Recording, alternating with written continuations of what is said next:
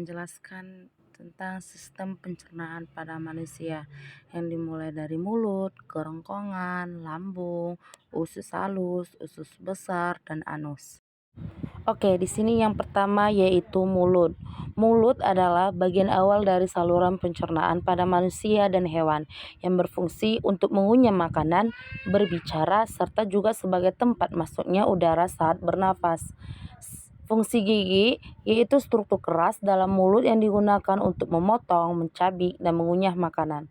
Seterusnya kalau dia fungsi lidah, organ otot yang fleksibel berperan dalam mengecap rasa, membantu mengunyah dan menelan makanan.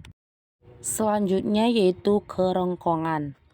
Kerongkongan adalah sebuah bagian dari saluran pencernaan yang berbentuk tabung panjang dan berfungsi sebagai penghubung antara organ faring atau tenggorokan dengan lambung.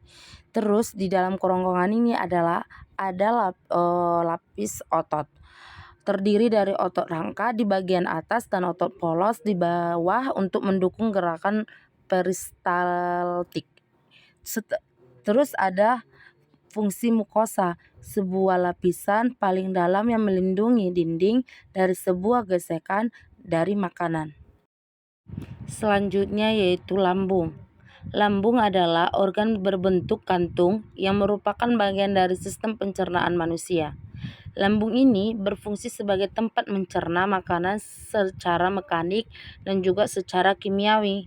Di dalam lambung ini ada fungsi fundus. Fundus berfungsi sebagai tempat menyimpan udara atau juga gas yang tertelan bersama makanan. Terus ada fungsi pilorus. Pilorus ini berfungsi untuk mengatur aliran cimeh dari lambung ke usus halus melalui sphincter pilorus. Selanjutnya yaitu usus halus. Usus halus adalah bagian dari sistem pencernaan manusia yang berupa saluran panjang berbentuk tabung yang terletak di antara lambung dan usus besar.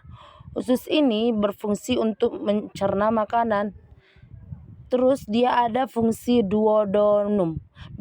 Duodenum berfungsi untuk melanjutkan pencernaan makanan, khususnya untuk pencernaan kimiawi. Terus ada fungsi jejunum. Fungsi jejunum ini adalah untuk menyerap sebagian besar nutrisi dari makanan yang sudah dicerna. Selanjutnya adalah usus besar. Usus besar adalah akhir dari saluran pencernaan manusia yang berfungsi untuk menyerap air dan juga elektrolit dari sisa makanan serta membentuk dan menyimpan fases sebelum dikeluarkan melalui anus. Jadi fungsi kolon ini berfungsi untuk menyerap air dan garam dari sisa makanan serta membantu pembentukan fases. Terus ada itu rektum. Fungsi rektum ini berfungsi sebagai tempat penyimpanan sementara fases sebelum dikeluarkan melalui anus.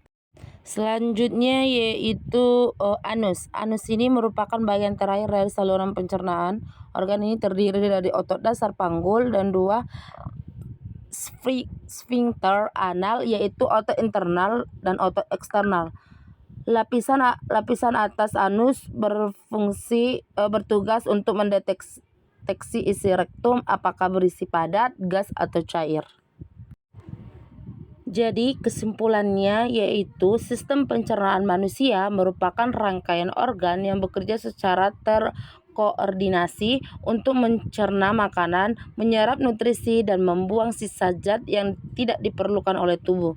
Proses ini dimulai dari mulut, dilanjutkan ke kerongkongan, lambung, usus halus, usus besar, hingga anus dengan bantuan enzim dan cairan pencernaan. Terima kasih.